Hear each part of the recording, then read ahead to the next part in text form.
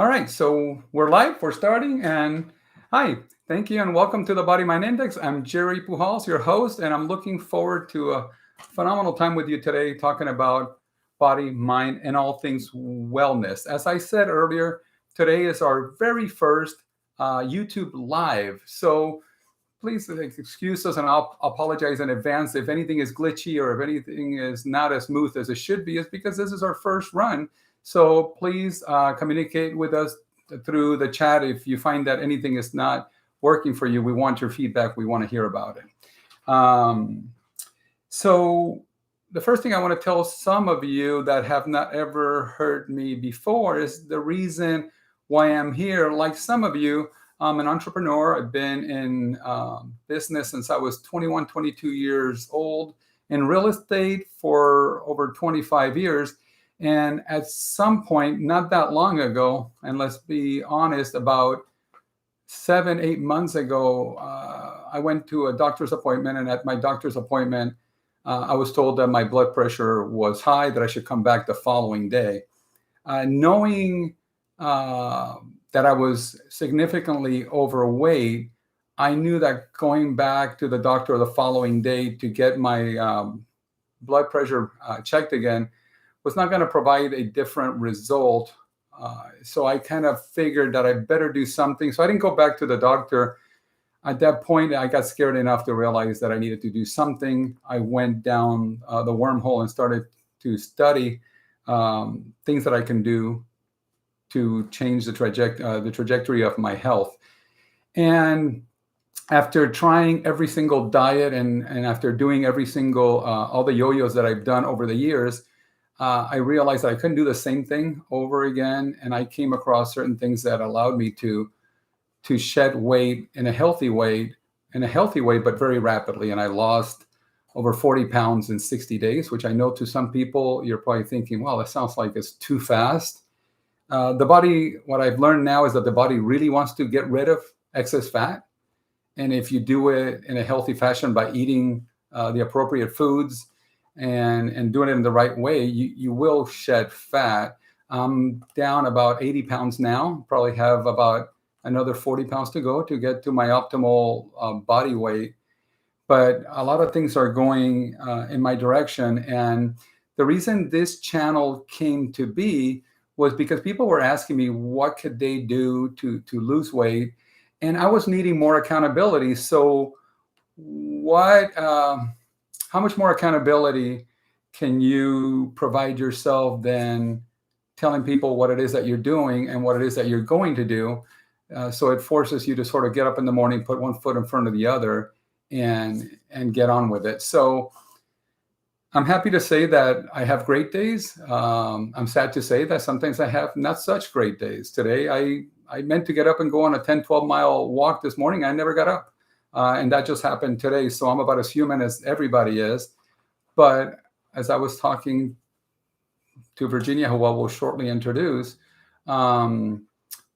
maybe that's just because of recovery. I ran 10 miles this last Saturday, and I'm not even giving myself the excuse or the pass on, well, if you ran 10 miles on Saturday, if I walked 5 miles on Monday, and yesterday I ran 2 miles, maybe today it was more recovery that I needed. So those are the things that I struggle with and I battle with, and I'm sure some of you can relate to that. And if you can, definitely give us a thumbs up on the chat below if you've been through any of those ups and downs.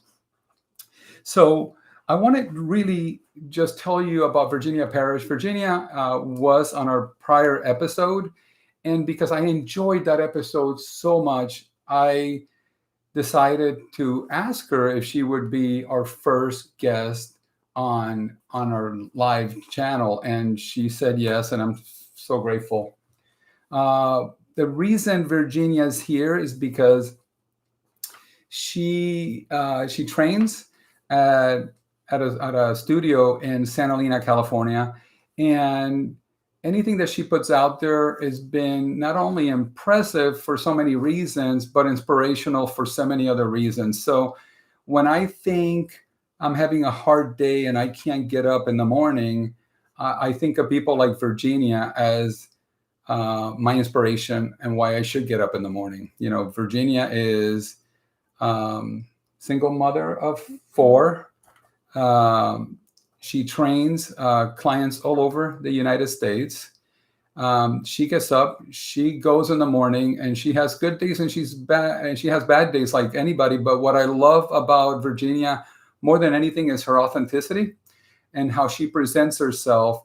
But I also love the fact that even though I'm not a very religious person, she has a background in ministry as well as a degree in psychology. And she understands how to speak to people and how to relate to us in a way that we feel inspired and motivated. And she kind of helps us get unstuck.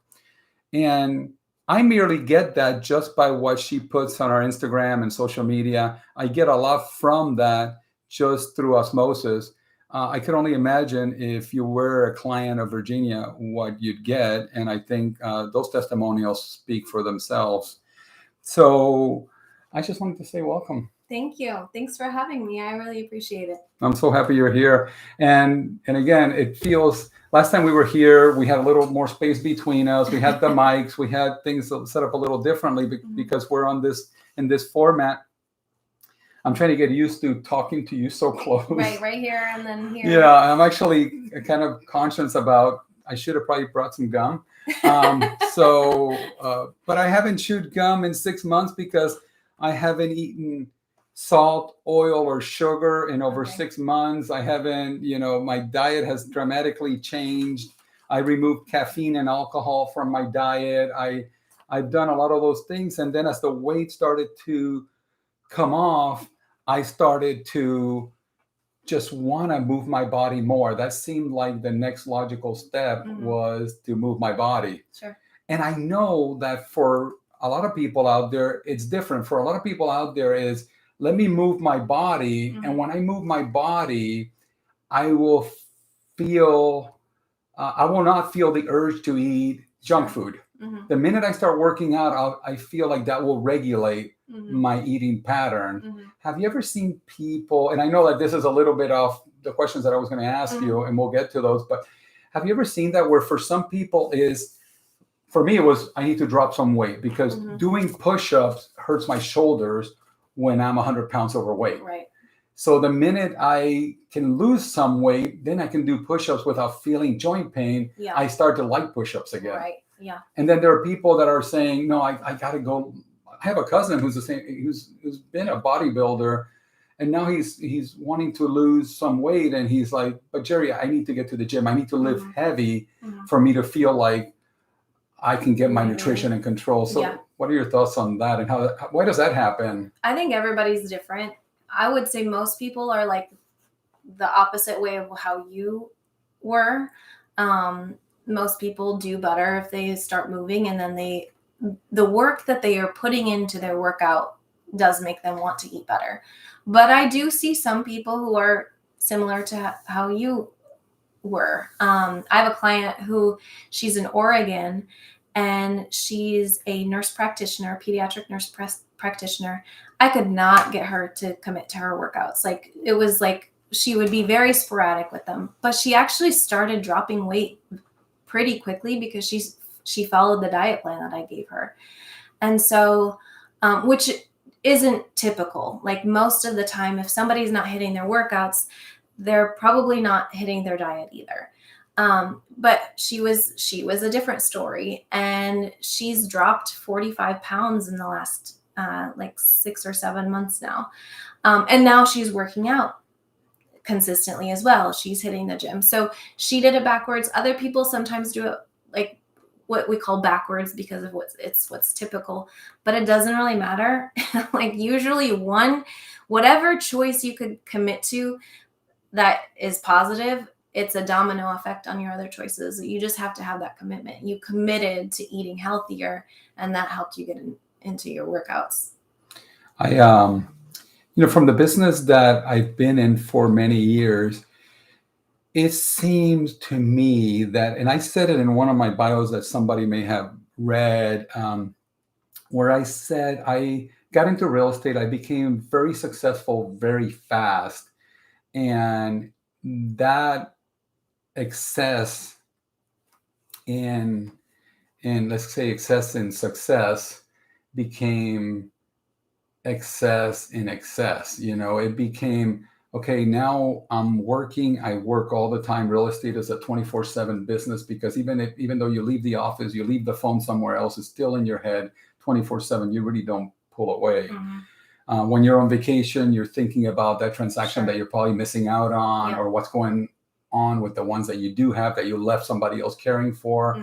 It's super dynamic in that way, but it helped me spiral out of control over the years, where my weight would just fluctuate out of control, and the success and the excess became excessive in so many fashions. Excessively eating too much, excessively, I've never been a big drinker, but excessively probably drinking too much even for me. Excessively spending money. Everything became excess. And then I find that I've been eating this way now for 6 or 7 months, where there's no sugar, oil, or salt, and I don't eat any animal products. I've cleaned all that out, because that's what I find works best for me and my addiction and my relationship to food. But now that I find that there's some control around that, there's some control around everything else. Do you ever find people that have that issue? Oh, absolutely. Absolutely. I think when you start to, so the good thing about you having a successful real estate business is that you understand what success looks like. You understand that it took commitment to go all in on that. You had to be dedicated to it. Did it make other parts of your life suffer? Sure, probably so. But you do understand that you had to commit. There were things that you had to do that were outside of your normal business hours. You had to go all in on that. And what I see is that you've gone all in on your health now, which is great. So in the same way that going all in on something that was detrimental to your health back then touched other areas, caused you to be maybe a little bit of a pleasure seeker with food and drinking and all of those kinds of things. Now you're on the other spectrum, other side of things, and it's affecting all the other things for your life in a positive way. But that wouldn't happen if you didn't commit to the good part about it. A lot of people stay in that middle spot where they're trying to achieve balance before they've ever reached any sort of goal. If you approach a goal with balance in mind, you're probably not going to make it very far, or at least very quickly. You do have to commit. You have to go all in on that. Otherwise, it's going to be a long road. So I'll tell you what my favorite quote of all times is.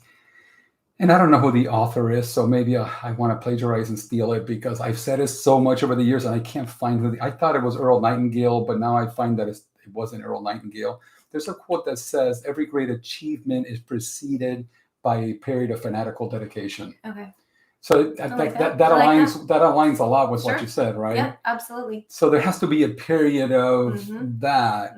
I've been at this now. I remember the decision was made. My wife reminds me, I thought it was Christmas, but I think she says, I made the decision right before Thanksgiving. Okay. So, and Susan's question to me was, why don't you wait till after Thanksgiving?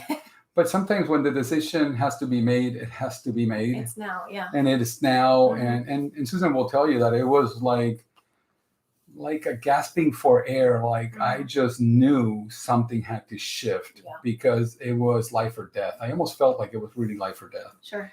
And life, I at one point I accepted that I'm 56 years old. My back hurts enough to where I can't even walk down the street. Yeah.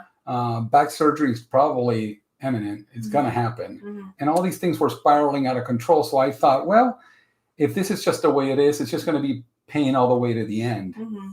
But there was something that at one point said to me, you have to walk through some fire. You have to do something because you're not a quitter.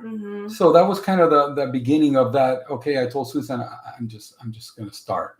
And we're going to cut up, we meaning me, because I couldn't impose that on Susan, but it was sugar, oil, and salt are off the plates. and I'm just going to start cooking for myself. I'm going to Yeah. start owning that. And as much as it hurt, the way that I was being seemed to have caused an effect on her, because Mhm. now Susan doesn't eat sugar, oil, or salt the way that she would before. She might sprinkle a little salt on something, Mhm. but she doesn't. When she gets something that is at a restaurant, half the time she's saying, "Oh man, this was way too rich, way Mhm. too much." Because what happens behind the scenes in a kitchen, Mhm. we have no idea. Right. And how do we take control of this? Is we start cooking for ourselves. And what would you say to somebody that is sort of at their crosswalk Mhm. of how to start cleaning up? Because for me to tell somebody or suggest to even cut out, I think for some people sugar is like the first thing that they might want to consider cutting out, Mhm. because I think is the one that you can withdraw out the quickest. Yeah. But then when you talk about salt, Mhm. and for most people I think salt is the hardest. Mhm. To cut out salt entirely, Mhm. it's really challenging. But to cut out oil, that's a whole other story for people. How would you suggest somebody start just cleaning up their nutrition? I mean, how do you suggest to somebody that's at that crossroad of, I'm ready to do something. I Yeah. know I have to do something. Yeah. I mean, it just depends on where you're at. Honestly, most people have a really good idea intuitively what they need to do to just start. Like if you are just completely eating unhealthily, the smallest changes will make a big difference. When I first started, I didn't really know much about it. I cut out soda. That was the first simple change that I made. And once I cut out soda, then and I stuck to it, then I did the next thing. And what I would say is whatever that one thing that you need to do, decide to do it and stick with it. Like really stick with it. Now, for those that have like a little bit, I find that most people, especially in the Napa Valley, like generally eat healthy. Their choices might be healthy, but overall, they're probably doing a couple things that are really, really off. Number one, you're probably eating too much fat. Fat is so prevalent in our foods. If you go out to eat, if you cook, you're using oil, you're using butter, you're using avocado, like all good things. Like they're, especially olive oil and especially avocado. Those are good, healthy fats, but they are still calories. So if you're looking to lose weight, if you're looking to lose body fat, they still count. Like calories, even if they're healthy calories, they still count for calories. So you want to be able to really manage your fats. And then number two, and this is very, very common, you're not eating enough protein. Protein is going to help you lose body fat without losing muscle, and you want to keep as much muscle as possible. Even if you're not trying to be, I hear sometimes people say, like, I'm not trying to be a bodybuilder. That's okay. You don't have to be a bodybuilder. You still want to preserve as much muscle as possible because it affects everything. Your metabolism, your energy, all kinds of things, regardless of how you wish to look. I generally don't manage people's salt intake. I'm actually, in fact, this might be where we have a little bit of a difference. Okay.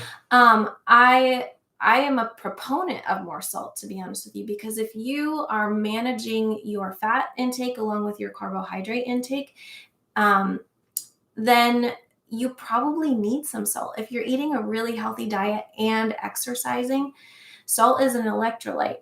Now, if you're eating processed foods that already have a lot of sodium, that's a different story. But if you're already eating clean, salt might not be a bad thing, but it just depends on what your health issue could be. If like I don't advise anything that would be different than what a doctor would tell you. So okay, so can we pause on that for a second? Absolutely. I love it.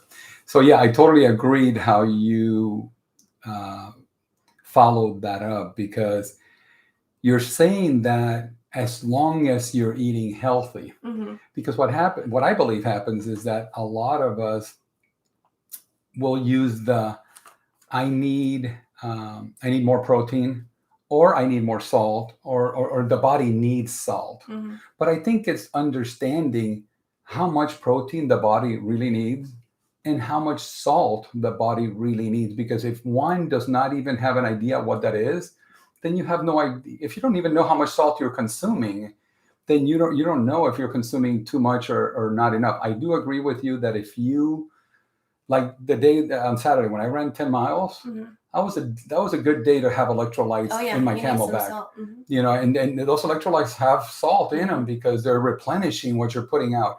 If you're going to the gym for 1, 2, 3 hours a day, you better be putting something that's more than water because you're working out at that level. Yep. But if we're talking to somebody who's like me before I started, straight out of the couch, Right.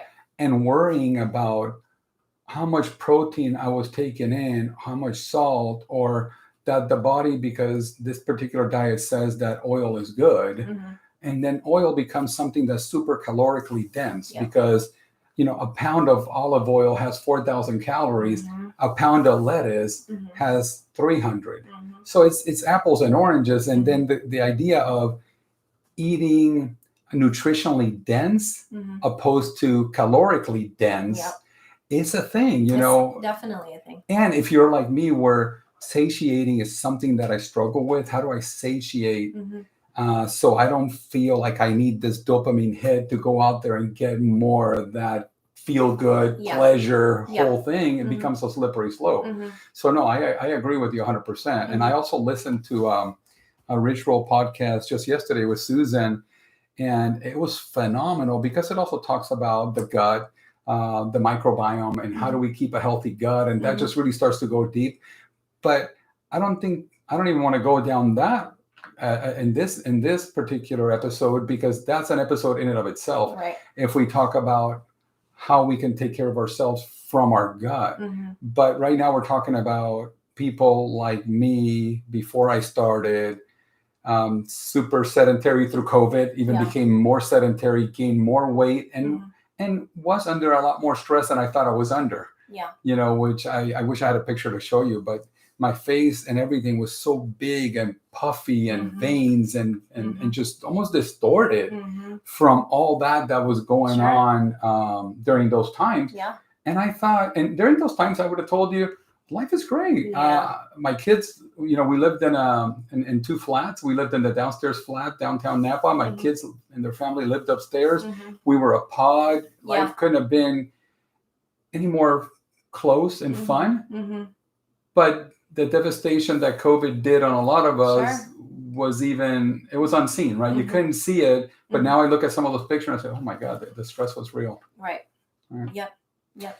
So I do want to get to the questions that I had for you, because I do want to leave people with some things that they can start out doing right away, and some of the things that I wanted to check in with from somebody that sees clients the way that you do is, what are some of the simple things that you would tell people to help them incorporate something into their daily routine? Because I'm very much a believer in practices and routines that are predictable every day. Just basically to help them improve their overall well-being from where they are now. Yeah. Assuming that you're not an athlete or you're not, already there. Sure. So when I say everybody needs a program, I'm not even talking about the service that I'm selling, because I obviously have a program that I sell, but everybody needs their own program. And when I say program, that means a list of things that you do every single day to help yourself feel better. Because honestly, it is all about the feeling. The feeling, if you can go after the feeling, all the other things are going to come. So what are the things that you do on the day-to-day that make you feel good? And I'm not talking about it coming from a place of pleasure. I'm talking about a place of, no, this is good for me. It's good for my body. It's good for my mind. It's good for my soul. So I'm quite sure that on everybody's list, if it's not already there, a workout needs to be on that list. I'm a huge proponent of some sort of resistance training for people because it gives you the most bang for your buck, as far as whether you're trying to lose body fat or gain muscle. That's the kind of workout that you need to be doing. It promotes longevity. There's insulin is regulated in the muscle. So a workout. Number 2, having some sort of plan nutritionally to get enough energy. Somebody I know just put in there. He's in Miami. He said, "This is hard to do in Miami. The roads are paved with fat." Oh, Yeah. I think in the Napa Valley too. Napa Valley the same. Sorry. Yeah, Napa Valley definitely we love to cook with fat around here. I have a lot of chefs that I've worked with, and that's one of the hardest things is getting rid of or cutting down on the fat. Not that you can't have any fat. Yeah. But again, if you search for that feeling of like, I know that I feel better when I fuel my body with protein, when I have enough carbs for the energy, when I'm minimizing that fat, you know how that makes you feel, then it makes it an easier choice to choose instead of like just going after that hamburger. And then some sort of self-care practice, like some sort of time and self-reflection. You were just talking about how when you were during that time of COVID and you look back on pictures and you don't look good, but at the time you would have said like, oh, I'm fine. Okay. Now you have a self-awareness that you didn't have back then. Now you know what it's like to live like the way that you're living now. And so now that you've seen that, you have a level of self-awareness that you didn't have back then. Now you can't go back. Right. Now there's no turning back, because even if you did put on that 80 pounds again, you would know that that's not how you want to live. Right. I don't ever want to go back to that again. And you would do everything probably possible to get back to the place that you're at right now. So something where you're increasing your level of self-awareness, because I'll tell you, any diet plan in reality is probably going to work. Any workout plan is going to work, at least when you first start. But how long can you stick to it? And what is the reason why you can't stick to it? Something in here is getting in your way. Yeah. So having that time where you are whether it's meditation or filling your learning I have or a question for whatever you. it might be. Mm-hmm. Do you have a morning routine? I do have a morning routine, and as a practice. I do. Yeah, I do have a morning routine. It is probably the thing that I personally struggle with the most because I wake up so dang early. Yeah. So consistently hitting my morning routine when I want it to happen doesn't always happen. But I do, if I miss it in the morning, I do replace I still do my morning routine just at a different time of day. Nice. I don't like doing that, but just I find that a lot of things have changed for me since I incorporated a morning routine probably a few months ago. Mm-hmm. And can I share with you what I do? Yeah. So my morning routine is, in most days, I don't even need the alarm clock. If I know I'm going to go for a run or something, my morning routine starts at night. Mm-hmm. So I kind of lay out my clothes mm-hmm. for whatever that run's going to be, or that walk, or whatever that activity is going to be, or even going to the gym mm-hmm. at times. So I lay that out. So a lot of times those clothes are in my way mm-hmm. when I get up, because I mm-hmm. know that I always have to go to the bathroom. Mm-hmm. So on the way to the bathroom, that's a big fuck you to me, and saying, get those clothes on and, mm-hmm. and don't be a wimp. Mm-hmm. Then I go and I take my medicine. I take for 25 years, I've been taking one Paxil pill for anxiety attacks. Mm-hmm. I take that for 20 something years. I've been taking that pill, and mm-hmm. and it's the one medicine that's worked for me mm-hmm. to help me deal with anxiety. Mm-hmm. But then I take B12 vitamin because I'm fully vegan now. So you do need some additional complex B12. And I take a powder called Calm, which has a lot of potassium in it, mm-hmm. just to help with that. And then I have and I don't know if you're still there, Carlos, but Carlos just mailed me from Miami a beautiful journal with my mm-hmm. initials on a leather case, and it looks old world, the most beautiful old pages. It looks like the pages are 1,000 years old. Mm-hmm. But I have mine that I'm filling out, and then I'll start on the one that he sent me, and I put 5 things I'm grateful for every single morning. Mm-hmm. And I haven't missed one. Nice. Again, I haven't missed because I don't have 4 kids anymore at home, mm-hmm. which I raised 4 kids like you. Mm-hmm. I don't know what it feels like to raise 4 kids as a single woman. Mm-hmm. I'm happy to say that, nor does my wife. Mm-hmm. So we just look at people like you in total awe, because we look back at those days and we wonder, how the heck did we even do that? Mm-hmm. So we definitely have this huge level of respect for people that can pull that off, mm-hmm. Or are in it. and still doing all the things that they do. But one thing that I find for anybody that doesn't have a morning routine is that it's almost where self-care almost starts. It's in that morning of especially gratitude, just to have something to focus on that you're grateful for that happened the prior day. Yeah. That's been a big deal. And 5 are easy to find. If you put 10 or 15, it's going to be a little harder to squeeze out.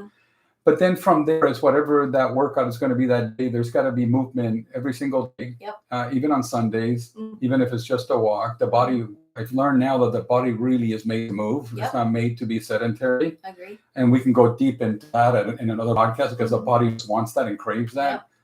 Our society and creature comforts have just taken everything away from you. Remember the movie Wall-E? Yeah. Wall-E, where everybody, that's really happened. That's really happened. So now is if it's going to be, and then the other thing that I've incorporated that I've really been enjoying a lot, I think is good for me, not only physically, but mentally, is sauna.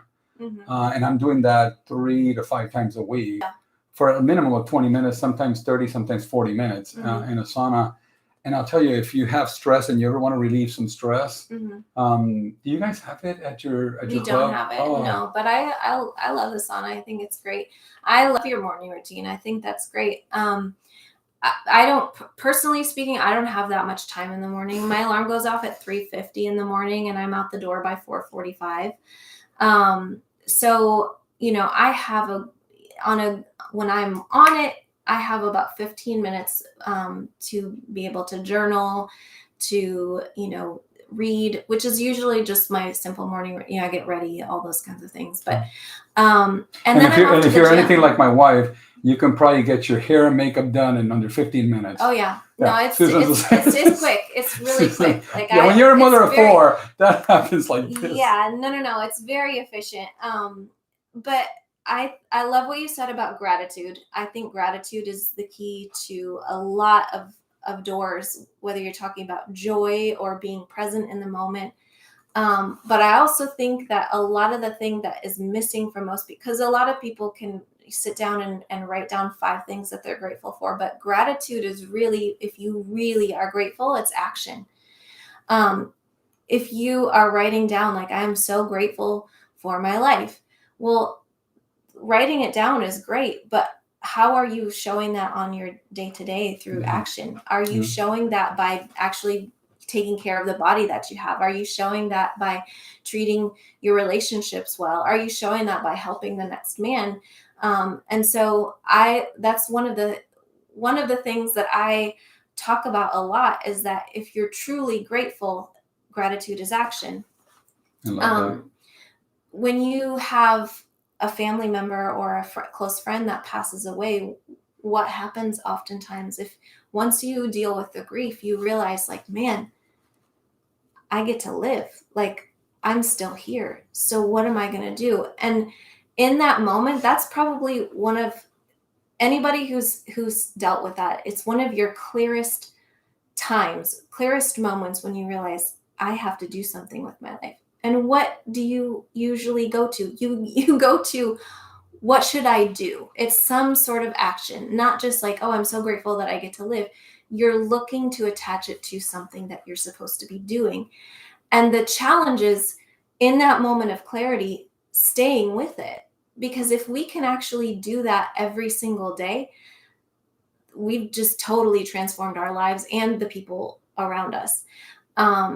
So take those moments of clarity and figure out how to tap into those every single morning, every single day, and oftentimes throughout the day, because we'll actually lose it throughout the day because we just get busy with things.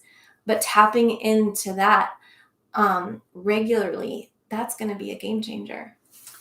That's one of the reasons why I'm so glad you're here, because our conversations from the last time to this time, we can start with one agenda in mind, and it just goes wherever it goes, which I love that, because as I think we should be, things should flow organically and go wherever it is they need to go, rather than force things. I also find that even people in the business that I've been in for a long time find themselves so attached to the outcomes that they're just forcing things. I think even in our well-being and our body and our mind, sometimes we find ourselves trying to force things, and the outcomes a lot of times don't end up being what we want because we're forcing. We're just not we're not being. And I think first we have to be something before we can even materialize. Yep. Right. So I love what you just said about having gratitude, but being in action while you're in gratitude,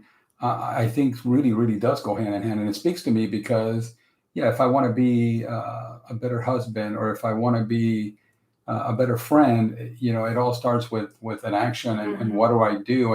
And even when you're writing that in your journal, how do you recognize that you did something that had that type of impact on your significant other? Yeah. Or did you do something, you know, yesterday I had a pretty meaningful conversation with my son. And frankly, it was my son basically telling me to not, my son was actually asking me not to take over parenting his kids when he's there. You know, and he said it in a way that he was very polite, direct.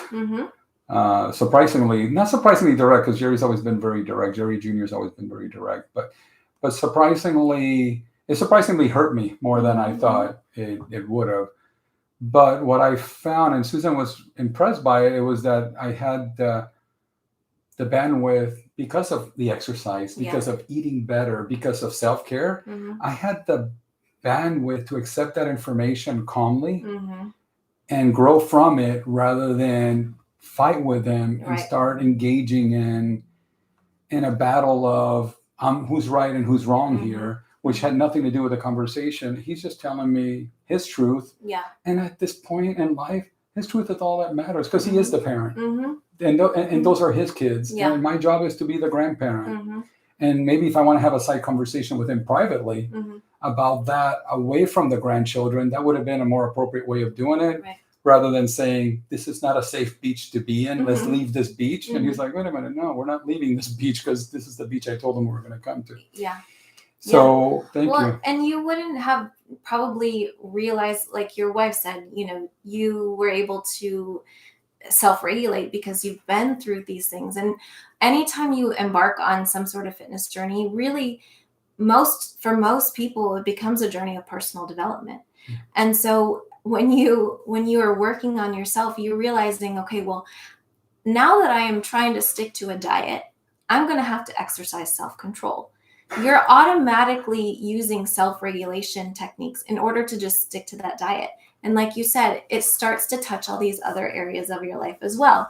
And so when that happens, like the people around you benefit from it too. So it's really it's a personal development journey, and everybody gets to benefit from that, and you see it in the relationships that you have as well. So I'm seeing some comments come up, and Linda says, "Hi, Linda. As grandparents, it's hard because we feel like they are our kids too, because we love them so much." Man, you're so right. I think there might be another gear to grandkids and grandparents. I think parents think that they love their kids the most. Wait till grandkids. There's a whole other gear. It's a wonderful feeling, but yeah, we do, Linda. We get to sit in the back seat and watch them do what they do, and that's it. And then it's funny because my granddaughter was throwing a little bit of a fit because she wanted to leave the beach. And Susan says, "What do you think you would have done if London would have been throwing a fit at the beach?" I said, "Oh God, the F-bombs would have been flying, 3 spanks in the butt, over the shoulder, and in the car seat." I mean, so I would have gone with 3 spanks. Jerry had a calm conversation with London and took her down the beach, explaining to her why she couldn't stay in, or why they had to leave the beach and not go into that water and all that. He did it in a way that I couldn't have done, but I'm so hurt for her that I just don't want to see her in pain. So I just want to protect her from her own father, who does a wonderful job. So we don't know what we don't know. Yep. So Carl's got a question. He says, this is a good question. Daily grams of protein to body weight to maintain muscle. 2 grams per pound of body weight. I have an opinion on that, but I'd love to hear yours. What do you think about that question? To maintain muscle, I don't think you need to do 2 grams. It's actually about 1 gram. But it all depends on a couple different things to maintain muscle. So it depends on whether you're trying to be in a caloric deficit. It also depends on how much you weigh to start with as well. So sometimes when I give a client macros, which is basically assigning how much protein they should eat versus how much carbs and fat they should eat, if they are a male and they are like over 200 pounds, we're probably going to go off lean body mass, not actual body weight. So especially like the heavier they get. So if they are like 300 pounds, I'm not going to give them 300 grams of protein to eat. That is a lot of protein to eat. And most people are not going to be able to eat that much chicken breast in a day. So we're going to go off lean body mass, which would probably be about 175 grams of protein. We just kind of make a good guess about that.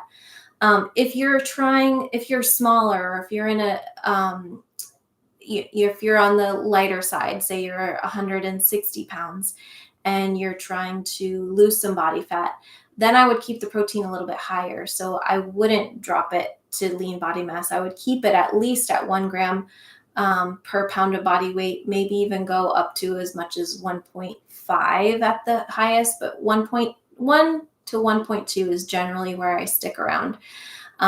So like on the smaller side, it could be higher. On the heavier side, we drop it down. So. Yeah, and I to that point, I think you were so on point with that. Based on what I heard on the Rich Roll, Carlos had a podcast a couple days ago about nutrition, and it even talked about meat and things like that. And a lot of times we think we have to have meat, and I don't disagree with that to a certain extent. I think from evolution, we are made to eat meat. Mm-hmm. But I think where we're confused is the quantity of meat that we eat. And this podcast yesterday was so enlightening. It was by Dr. Allen. I can't remember his last name, but he's a gastroenterologist, and he is really involved in a lot of groundbreaking experiments that talk about how we should eat and best eat for our gut and our microbiome, and for macros as well as for micronutrients.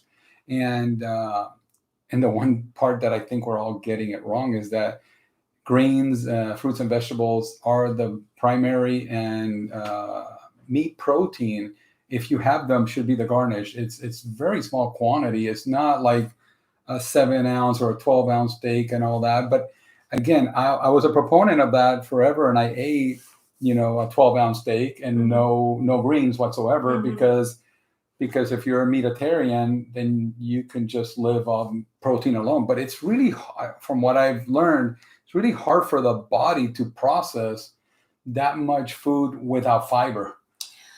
Absolutely. If the more protein you eat, definitely the more fiber you need to eat. I personally, I don't know, a lot is a relative term to anyone, but probably a lot of protein compared to most people, and that could mean a lot of meat. I know you're vegan, and I have some vegan clients, and I always respect the plant-based diet. I think there's the health benefits from the plant-based diet are like you just touched on a couple, like your gut microbiome and different things like that. Really, really beneficial. You just have to really understand, like, what is my goal for my diet, and then what's the best way to reach that goal. So as far as if you're trying to build muscle, I would say the vegan diet is difficult to build muscle. It's hard to get all that protein. It's hard to get all that protein. I don't know about a lot, but at least a portion of that protein that you are eating might not be digestible and usable by the body. You are lacking some nutrients, like you referred to vitamin B. Yeah. So there's some disadvantages to eating vegan and trying to gain muscle. Especially as we get older, we're decreasing in muscle anyway. After age 30, which is not old at all, Mhm. our muscle mass decreases by 1% every single year, unless you're doing something to maintain it. And that's just maintenance.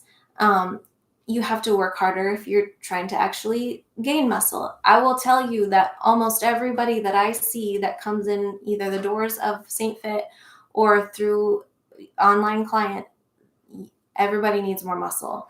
And I'm not even trying to make body, I don't even work with bodybuilders. Like, I just work with normal people. But you want muscle. It is like your best it is your body's best investment for health in the future. Because if you think about when you get old and you are 95 years old, and you're trying to go, get off your sofa, what do you need? You need muscle. By then, a lot of people are in a weakened state. Sometimes when people have made it that long in life, look at how their body is. The people that have had a lot of muscle are probably some of the healthiest people, even if they've done other unhealthy habits along the way, like smoking or drinking or whatever. That muscle has preserved them. So muscle is your best investment in your body's long-term health. And so having a diet that fits whatever your goal is really, really important. I am a proponent, though. I agree. You need to have the plant-based along with it. You need to have greens. You need to have veggies. And in fact, you talked about satiety earlier. One of the best ways is to just increase your fiber. If you're hungry, have more veggies, because those are not really going against your calories. Well, one thing that's a total fact is that most doctors, and I talk to doctors quite often in this space, and what they will say is that some of these doctors have had careers for 30, 40 years. Mm-hmm. They've never run into somebody who's protein deficient. But 90% of the people they see are fiber deficient. Sure. Because most people don't eat. I mean, protein, the way the American diet is now, people are stopping by Burger King and McDonald's and Subway, and they're getting a lot of meat protein, and they're getting protein through processed foods and other things that say high protein, but it's not quality protein. Yeah. So not to, here I am on a live podcast about to say I disagree with most doctors. No, go ahead. But I do. No, most doctors don't know a lot about nutrition. The ones that I talk to do. Yeah, I understand what they're saying by not being protein deficient. According to like the FDA, you only need like 0.5 per. Yeah. However, that is such a generalization that it's like, it's so, that works if you already have enough muscle. Yeah. Most people don't have enough muscle. Yeah. Most people are decreasing year after year. They're not active enough. They're not, you talk about evolution. People used to be outside doing manual labor. None of us are doing that anymore. Hunting for their food. We're not doing that anymore. No.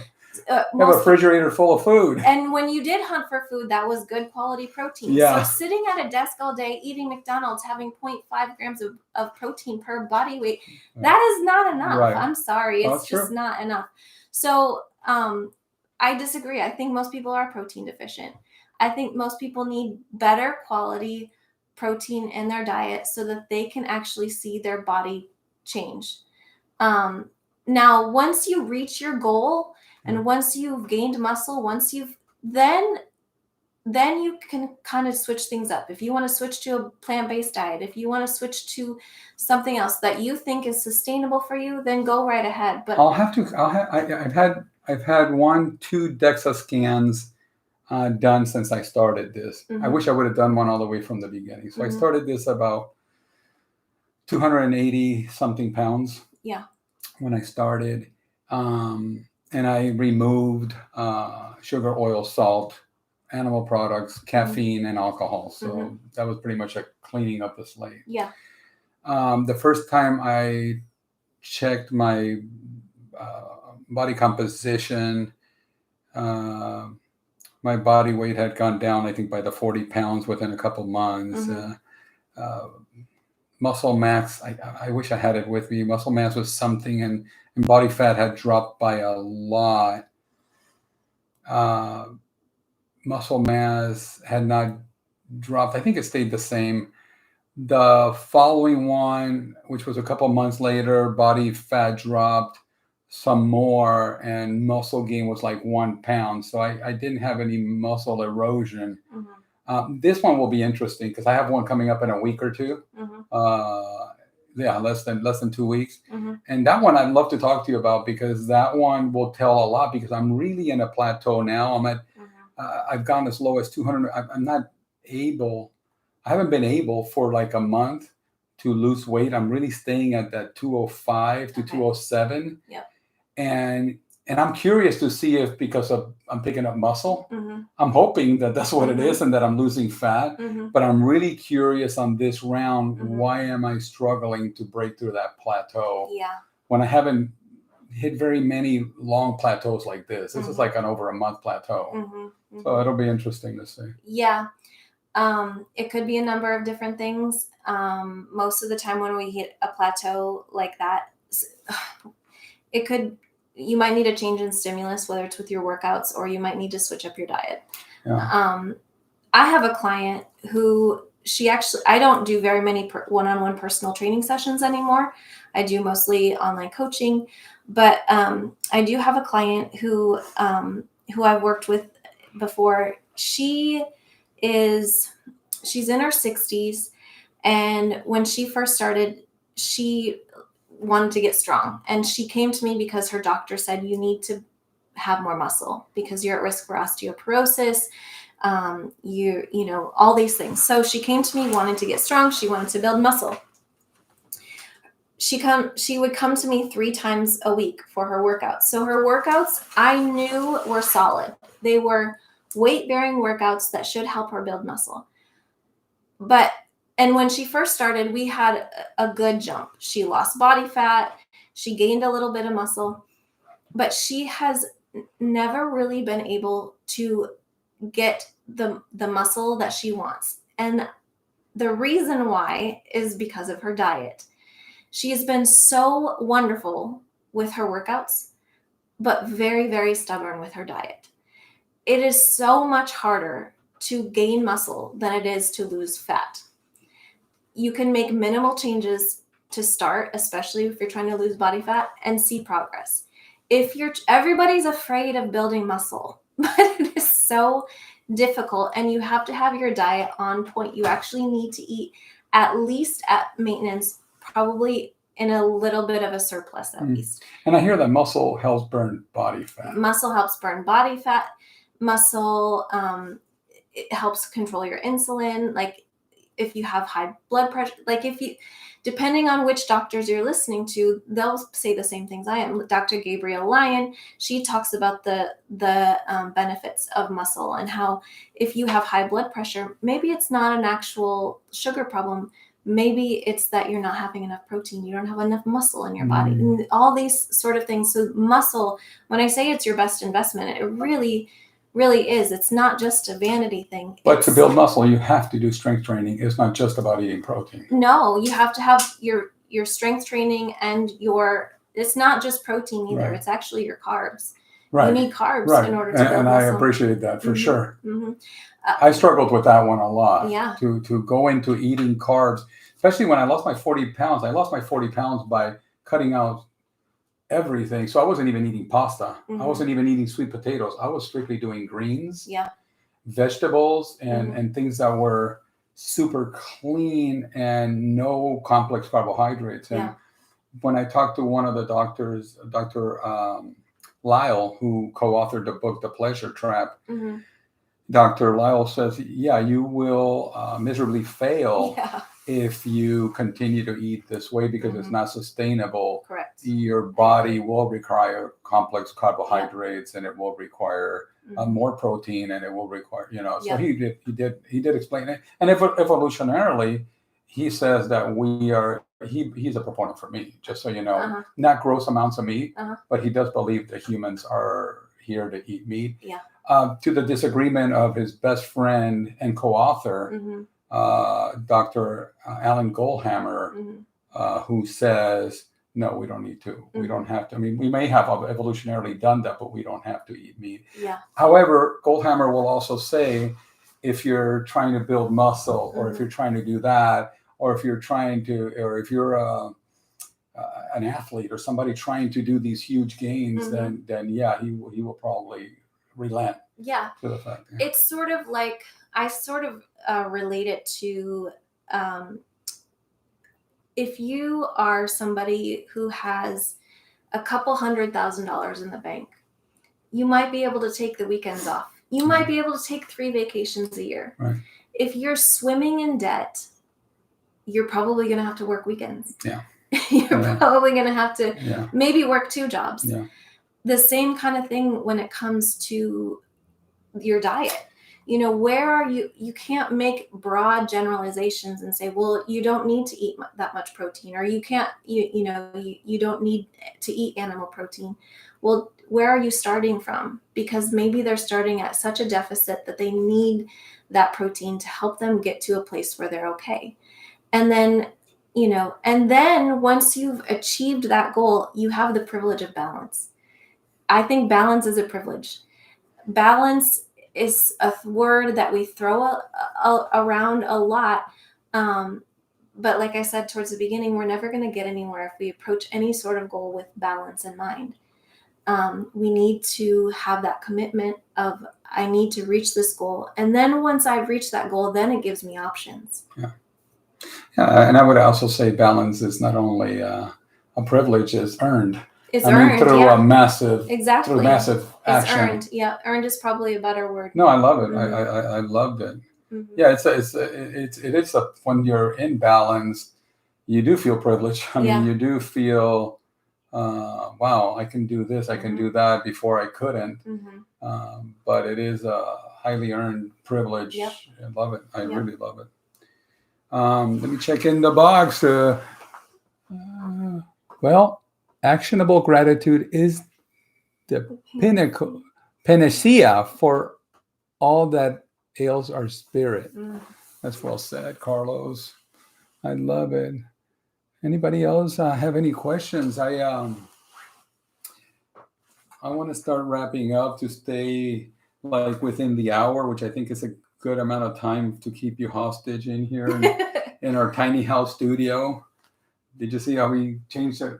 You were here when the wall was painted, but we've had to make some adjustments with this situation here and this situation here. So no, that's great. And also the other thing that I'm finding is that on Facebook, on YouTube Live, that it might be, maybe we can do some of these remotely. So we can probably do them through Zoom. And maybe we can even do a workout together, or maybe we can do something to encourage people with some just basic movement, because I'm learning so much about balance and even the wobbles that we have as we get older and how to work through those wobbles to create balance, because as people get older, balance is a major concern. Muscle helps with balance. Absolutely. Greatly, right? And then how to build that muscle, but then also how to work into some of those kinks that we struggled with. Because sometimes when I heard that there's a doctor that even his young kids, that the one thing that they do as a family, every day their practice is they put on their shoes on one foot and tie the laces while they're still on one foot. And they do that for both feet every morning as a way from the kids to develop into adults with a strong core, and they understand how to engage that, because a lot of us don't even know how to engage our muscles. No. Right?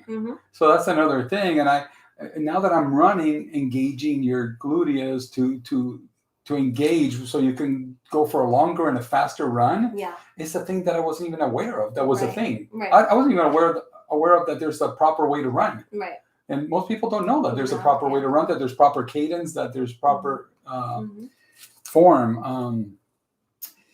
It's funny, we've already covered a lot of the questions just by organically going through them. So I'll just go with the last question. Are there any self-care practices that you personally find particularly effective? What are self-care practices that you might find particularly effective? I think we kind of touched on routines, quite a few of them already. I view my workout as self-care. I view my nutrition as self-care. A lot of people, from what I see, we think of self-care as something pleasurable, as bubble baths or having a cheat meal or I like where you're going. Watching Netflix, you Yeah. know, that we think of those things as self-care. I don't view those as self-care at all. If it's not making you better on some level, I don't consider it to I be love self-care. that. So whatever, when I say increase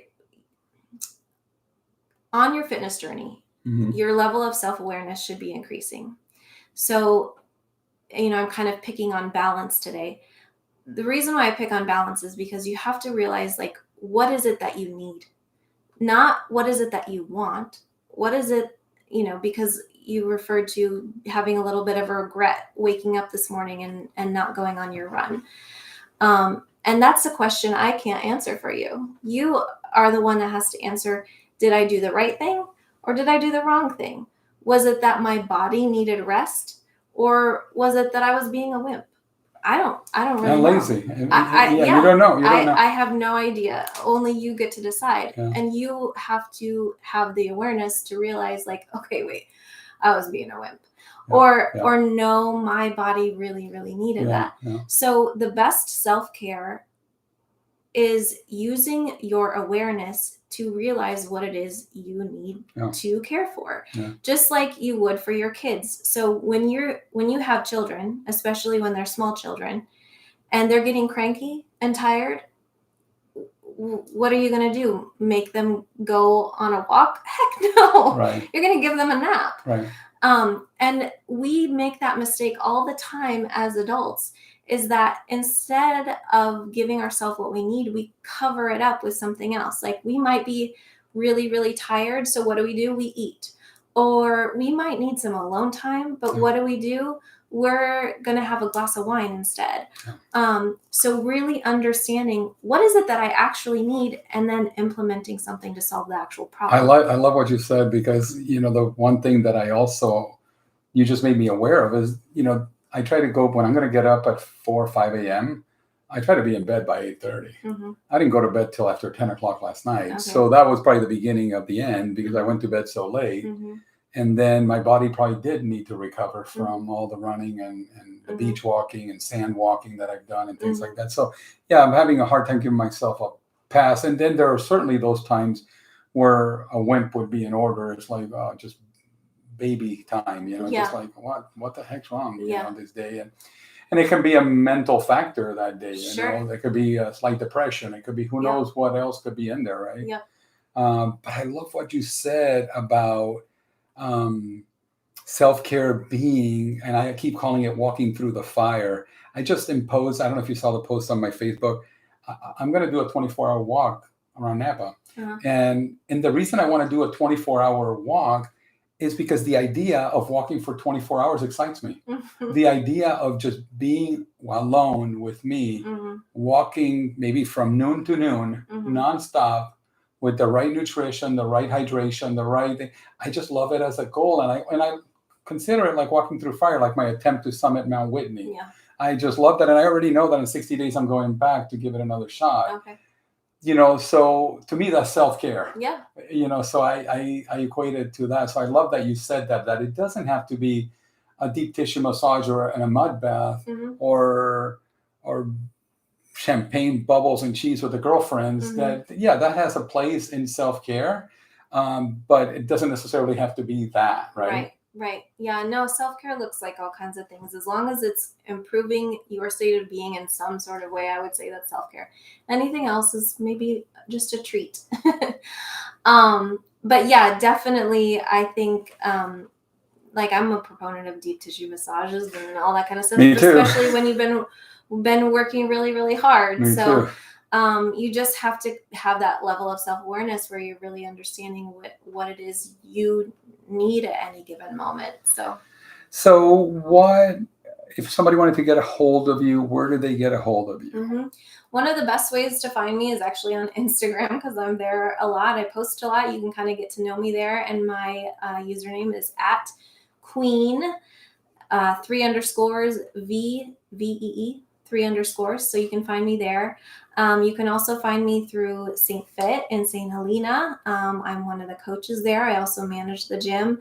We have a great community of people who, like-minded. I work with great coaches. The owner is amazing and really love what we do, helping a lot of people there. So you can find me through there, or you can shoot me an email, Virginia, that's my first name, VIRGINIA, @saintfit.me. And your last name is with one R, right? One R, yeah. Thank God. I don't know why I always keep wanting to put a second R in there. Everybody wants to put it 2 R's in Parish, but it's just 1 R. Jerry. Muscle. This has been a lot of fun, like always. You're the best. Yeah, I want to do this again. Mm-hmm. I want to build on this community. The reason why we're doing this is really to be surrounded by like-minded people. Actually, one of my goals in the next, let's say, 4 to 8 weeks is to get those people who are participating in the podcast to come over to my house and let's do a meal. Mm-hmm. And we'll have fun. Whatever you eat, we'll have it made to perfection. We'll make sure of that. And I just, again, the reason I'm doing this is not for revenue. Mm-hmm. It's for your journey and mine and those of who participate in our community. And that's really the gist of it. So people that are like-minded and just want to help each other go to their next level and level up, it's just wonderful. So love it. I love that you make time for this. I really appreciate it. Yeah, thank you. My pleasure. All right, you guys, if you have any other questions, put them on the chat. I'll stay a couple more minutes. Carlos, thank you for that. Awesome. Great job on perspective. Virginia and Jerry, thank you so much. Thank you. Linda, thank you so much. Great point, Virginia. The only truth is the ugly truth from self-reflection. Thanks for sharing your experiences on your journey. Lots of great information. Thank you, guys. That was wonderful. Thank you, Susan. Awesome. Super info. You guys are the best. This was a lot of fun. Let's do it again. Let's get it out there and have an amazing day. We finished at 12:07. All right. Perfect. End stream. Your stream will stop immediately and you will no longer be live. End.